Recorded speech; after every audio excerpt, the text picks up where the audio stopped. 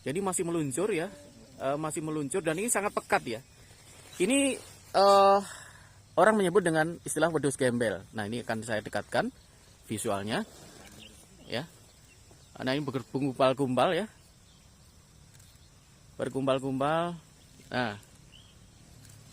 Nah, saudaraku yang berada di manapun Anda berada, kami melakukan pemantauan di Gor Kaliurang yang berada di Kabupaten Sleman, daerah istimewa Yogyakarta. Mahasiswa dari STAISPA lagi praktek reportase ya, membuat konten ya. Nah, ini lagi pada di Gor Kaliurang ya, mengabadikan aktivitas Merapi.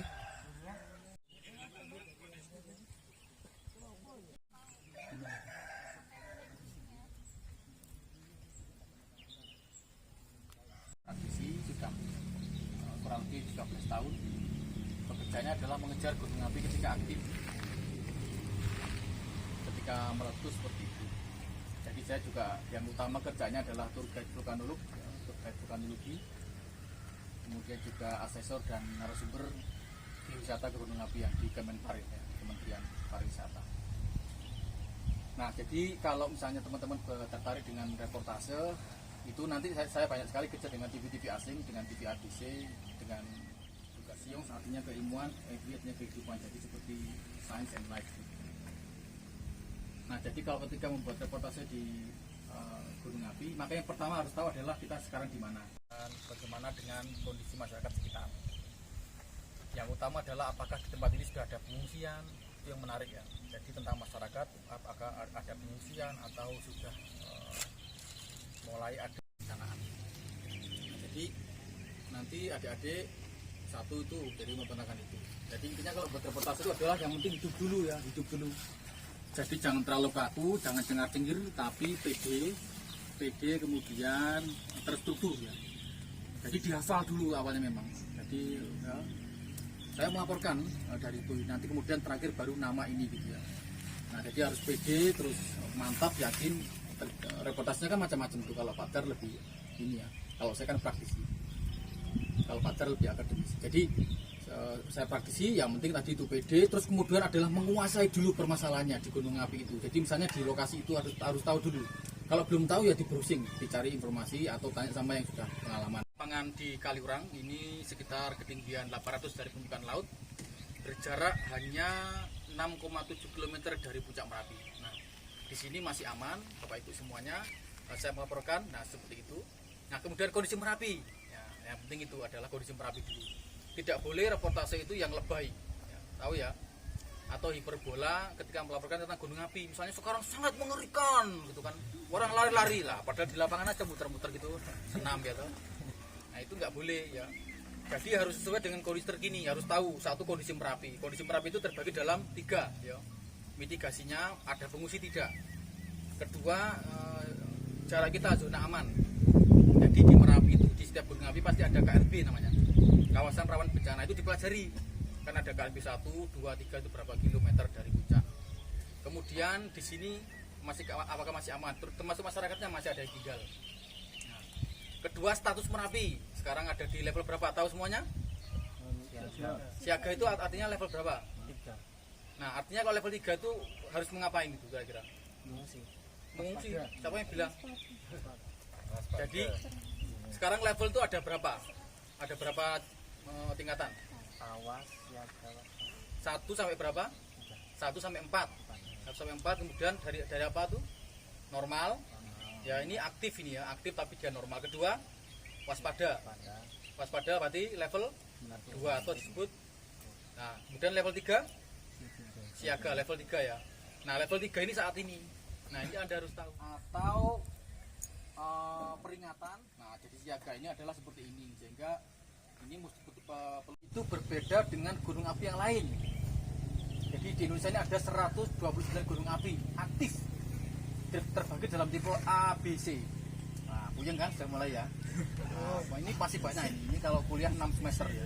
Seperti itu ya. 1 semester baru dasar vulkanologi. Yang pernah mempunyai sejarah erupsi dari tahun 1600 sampai sekarang ada historinya. Jadi Merapi adalah gunung api yang paling aktif di Indonesia, yang teraktif di Indonesia dan 10 besar di dunia. Kenapa disebut paling aktif? Karena mempunyai histori erupsi yang pendek, 1-6 tahun. Menurut sejarahnya begitu. Nah, kemudian kenapa disebut Ipung Merapi? Karena ada keunikan, ada karakteristik. Jadi kalau pertama ditulis ini direkam, ya. Ipung Merapi ini kuliah lapangan ya dari teman-teman mahasiswa STAISPA Yogyakarta oleh Mas Andi Vulcano, praktisi kegunung apian. Owner dari Yogyakarta Media, bergerak di bidang konten kreator di sosial media, di YouTube dan Instagram, dan pelaku wisata juga di Yogyakarta Tour. Ya, sebelum ada pandemi ini saya lebih fokus ke tour and travel, jadi guide wisata di Jogja, Jawa Tengah. Karena pandemi ini juga ada berkah juga menurut saya. Selama pandemi wisata off, saya lebih fokus lagi ke konten kreatornya. Walaupun itu konten kreator sebelumnya sudah lama saya gandrungi di situ, ya.